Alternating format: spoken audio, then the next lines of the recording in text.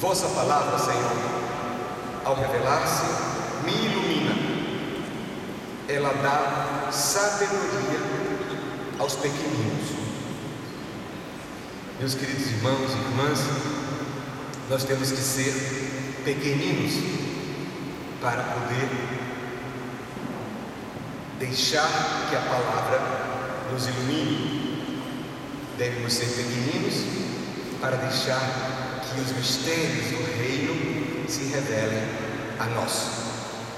A palavra de Deus, então, hoje, ela lança luz sobre a nossa vida. O que a palavra de Deus nos diz hoje? A palavra de Deus vem nos ajudar a refletir sobre esse mistério de Deus em nossa vida e como nós podemos vivenciá-lo, como nós podemos nos deixar conduzir pelo dinamismo dele, de Deus, aquele que nos criou. Salomão, ainda adolescente, ainda muito jovem, foi escolhido por Deus para governar o povo de Israel. E o que Salomão pede? Salomão pede um coração compreensivo, capaz de governar o teu povo e de discernir entre o bem e o mal. Deus então atende o desejo de Salomão. Salomão não quer riquezas, não quer coisas, não quer dinheiro, não quer fama, não quer prestígio. Ele pede sabedoria. E Deus então diz a Salomão: já que pediste esses dons e não pedistes para ti longos anos de vida, nem riquezas, nem a morte dos teus inimigos, mas sim sabedoria para praticar a justiça, eu vou satisfazer o teu pedido. Dou-te um coração sábio e inteligente.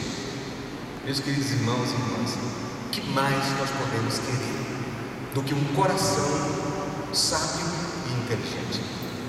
É disso que precisamos. Tudo mais é supérfluo. Se nós sabemos o que queremos, conhecemos os desejos do nosso coração, e se no fundo desse desejo nós queremos viver conforme a vontade de Deus, buscamos o desejo de Deus no nosso desejo, ou buscamos essa sintonia entre o nosso desejo e o desejo de Deus, aí sim nós seremos felizes. Aqui trata-se então de manter o foco da nossa vida. Salomão, então, ele pediu o essencial. Ele quis de Deus sabedoria. É tudo que precisamos para viver a nossa vida. No mundo de hoje, nós temos muita dificuldade de ter contato com os nossos desejos. Jesus, no capítulo 13 de Mateus, o capítulo dedicado às parábolas, é um capítulo muito especial do livro ou do Evangelho de Mateus. Jesus vai falar do reino. O reino de Deus é uma realidade tão profunda, tão misteriosa, que não cabe num conceito. Jesus aqui não faz uma pregação de um conceito. O reino de Deus é isso, isso e aquilo, como ideias, como a gente está acostumado, nós, homens e mulheres, herdeiros de uma sociedade, de um pensamento muito racional, muito lógico, né? Aquilo que a gente chama de pensamento cartesiano. Penso, logo existo. A gente busca as coisas muito lógicas, a gente quer compreender tudo. Jesus, ele fala em parábolas, ele usa comparações, ele usa metáforas. Para quê? Para que aqueles que estão abertos, aqueles que se deixam levar pela sabedoria que vem do alto, possam compreender. E Jesus então faz aqui 3 comparações sobre o reino. As 2 primeiras, essas parábolas têm um caráter assim, podemos dizer, sapiencial. O que o reino de Deus é, ou como ele se revela na vida daquelas pessoas, de todos nós, que devemos escolher, decidir como conduzir a nossa vida. A terceira comparação, ela nos ajuda a ver a vida na perspectiva do fim. Como será o nosso fim? Elas estão ligadas, as parábolas estão ligadas. Elas falam de uma realidade que é dinâmica, que é a realidade do reino de Deus. Como perceber essa realidade? Bom, aqui Jesus fala do investimento da nossa vida. Em que nós estamos investindo? Será que nós não estamos gastando a nossa vida naquilo que passa? Naquilo que perece? Até que ponto nós estamos escolhendo mesmo as coisas que não passam? Lembra da oração? A oração primeira, a gente pede a Deus: Senhor, faz com que eu possa escolher os bens que não passam, que eu possa viver, usufruir dos bens que passam, para que eu possa manter e guardar no meu coração os bens que não passam. É aquilo que Santo Inácio fala: usar tanto quanto as coisas do mundo. Nós fomos criados, nós somos criados para Deus, para a glória de Deus. Devemos escolher então as coisas do mundo, utilizar as coisas do mundo, tanto quanto nos ajudem. Mas nós perdemos o foco. No corre-corre do dia a dia, nós perdemos o contato com aquilo que é essencial e nós buscamos o supérfluo. Então Jesus fala dessa atitude. Primeira comparação, ele diz assim: o reino dos céus é como um tesouro escondido no campo. O homem encontra esse tesouro, mantém isso escondido. Aí ele vai, vende todos os seus bens e compra aquele campo. A mesma coisa, segunda comparação, é como um comprador de pérolas. Quando ele encontra uma joia de grande valor, uma pérola de grande valor, ele vai, vende todos os seus bens e compra aquela pérola. Então a gente pode ver essa atitude, a gente pode abordar essa atitude de duas formas. Negativamente, a gente pode dizer: ele tem que deixar alguma coisa, ele tem que dizer não a alguma coisa para dizer sim a outra. É uma coisa dialética, é uma atitude que ao afirmar alguma coisa, ou ao negar alguma coisa, eu afirmo outra, ou para afirmar uma coisa eu tenho que negar a outra. Ou seja, o que eu tenho que deixar e em que eu tenho que investir? Então ele vai, vende todos os seus bens. Isso significa uma atitude de desprendimento. Eu me desprendo das coisas, me desprendo de tudo aquilo que me prende, daquilo que me segura, que me retém, que me impede de ser livre, e vou fazer um investimento naquilo que vale a pena. O que vale a pena mesmo? Esse é o momento de nós pensarmos, parar e pensar. Nesse momento da minha vida, como é que eu estou gastando a minha vida? No que eu estou investindo? O que toma conta das minhas preocupações? Né? E aí a gente vai ver, de fato, o reino de Deus, essa dinâmica do reino, ela de fato é a dinâmica que conduz a minha vida. Nós fomos criados por Deus para a sua glória, nos lembra Santo Inácio. O texto da carta aos Romanos, o que vai nos dizer? São 3 versículos. O que nos diz aqui São Paulo? São Paulo diz assim: tudo contribui para o bem daqueles que amam a Deus, daqueles que são chamados para a salvação, de acordo com o projeto de Deus. Aqui é muito interessante que a gente reflita numa coisa que muitas vezes nos causa uma certa confusão. É aquela coisa da predestinação. Muitas pessoas questionam esse conceito. Então estamos predestinados? Está tudo escritozinho no livro de Deus? Como é isso, Padre? Onde é que cabe a liberdade humana nessa concepção de predestinação? Estamos todos predestinados, então não preciso fazer nada, que já está tudo marcado. Estão aqueles que estão salvos, escolhidos, e os outros que não estão escolhidos, que estão condenados, escolhidos de antemão. Como é que nós podemos entender essa leitura, esse texto da carta aos Romanos? Vamos lá. Deus tem para nós, para cada um de nós, um projeto. Quando Paulo diz assim: aqueles que Deus contemplou com o seu amor, porque Deus nos ama quando nos cria Nós somos criados pelo amor de Deus. O amor de Deus é tão grande por nós, tão exagerado, que Ele nos cria. O amor, nós somos frutos do amor de Deus.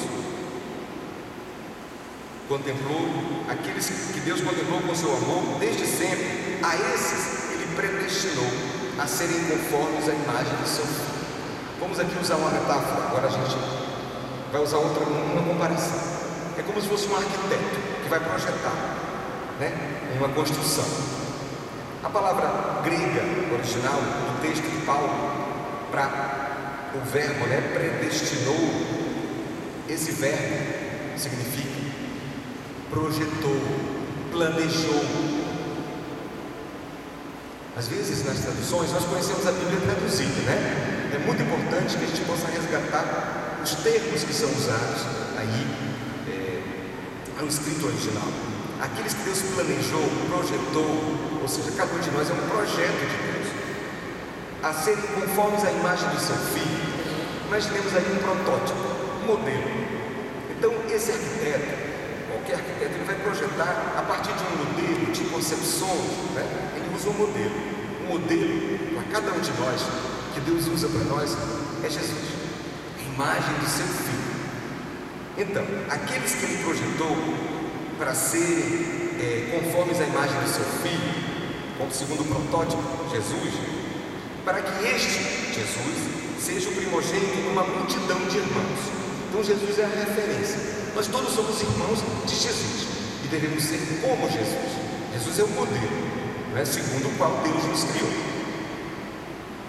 E aqueles que Deus projetou, predestinou, como a gente traduz aqui, também Ele os chamou, ou seja, escolheu. Os chamou e também tornou justos. Aí vem outra coisa que a gente precisa entender, nessa mesma dinâmica da arquitetura, da construção. Você sabe que quando alguém está construindo, fazendo uma construção, vamos imaginar essa igreja ou uma casa, essa construção tem que ser supervisionada, ela tem que ser ajustada. Quando alguma coisa não vai bem, o arquiteto vem, o engenheiro, o mestre de obras vem e ajeita. Eu lembro muito daquele prumo, o prumo que antigos pedreiros usavam para aprumar o muro, para medir. Pois é, ele vai ajustando. Tornar justo aqui de Deus significa que Ele vai ajustando a gente no caminho. Ele vai tornando a gente justo, vai arrumando a gente, vai nos justificando. A palavra é essa, vai nos arrumando segundo a sua justiça e segundo, claro, a nossa relação com Ele na liberdade. Tornou justos, e aos que Ele tornou justos, aqueles que Ele ajeitou, vamos dizer assim, colocou segundo o seu projeto, Ele também os glorificou. Quando o arquiteto, o engenheiro termina a construção, ele coroa essa construção com algum detalhe, aí tem os acabamentos, Aí a obra pronta, ela brilha, a beleza da obra se revela, é a glória. Quando a gente vê uma obra, uma construção bem feita, as pessoas dizem: puxa, que casa bonita, que prédio bonito, que templo tão lindo. O arquiteto projetou, coroou, fez o acabamento, deu os retoques finais. É a glorificação, podemos dizer assim. Essa comparação nos ajuda a entender esse texto. Jesus nos chamou para a sua glória. Nós devemos rebrilhar, refletir a glória dele na nossa vida, cada um de nós, cada um de nós. Por isso que a nossa vida, no final da missa, eu sempre gosto de dizer, uma das fórmulas da despedida da missa é assim: glorificai ao Senhor com vossas vidas. Muito mais do que com os lábios, nós devemos glorificar a Deus com aquilo que nós somos, com aquilo que nós fazemos, com as escolhas que fazemos. Voltamos então para o texto do Evangelho. Quais são as nossas escolhas? O que nós estamos escolhendo? Como é que nessa relação com Deus nos projetou, mas Ele precisa de nós, nesse sentido assim, para que nós sejamos uma construção, no final, bela, e que as pessoas possam dizer: que pessoa generosa, que pessoa boa, que pessoa linda. quando as pessoas de fato olhem para nós, que eles vejam esse reflexo da glória de Deus, da beleza de Deus. Por isso, a terceira comparação do reino de Deus, então Jesus vai usar essa comparação tem um cunho escatológico, ou seja, fala do final. O reino de Deus é como uma rede lançada ao mar, que pesca todo tipo de peixe. Depois os pescadores vêm e separam os bons dos maus, os homens maus dos que são justos. Nem coloca os que são bons, os que são justos, aqueles que se deixaram justificar por Deus, aqueles que se deixaram formar por Deus, aqueles que se deixaram ajustar por Deus. Eu creio que todo mundo entendeu essa comparação que eu fiz, né? Na verdade, Deus vai nos justificando, Ele vai olhando que a gente não está, quando a gente não está muito bem, Ele vai nos ajudando a perceber e voltar para aquele projeto original. Resumindo, vamos pedir a Deus que nos dê sempre sabedoria. Só isso. O resto vem por acréscimo. O próprio Jesus disse: buscai primeiro o reino de Deus e tudo mais vos será acrescentado. Vamos pedir então ao Senhor que nos dê sabedoria, para que nós, no diálogo com Ele, nós possamos crescer, tendo a justiça como critério, a generosidade, a bondade, a liberdade. Nós só seremos livres se nós nos deixarmos conduzir por essa sabedoria que vem de Deus. Enquanto nós formos conduzidos pela onda das ideologias, pela onda dos desejos que são implantados em nós, muitas vezes nós não sabemos o que queremos, e as maiores vítimas dessa onda são os adolescentes e jovens, as crianças que ainda não sabem muito bem o que querem, e aí são implantados desejos neles. Você precisa da calça da moda, da roupa de grife, do carro mais espetacular, você precisa ter dinheiro, você precisa ser famoso para ser feliz, você precisa aparecer.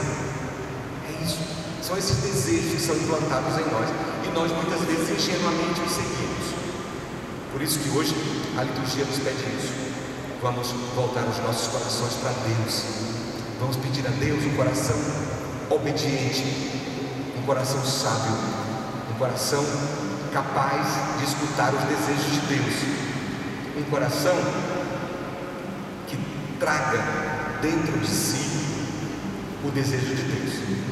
Nossos desejos sejam formados pelo desejo de Deus. Louvado seja nosso Senhor Jesus Cristo,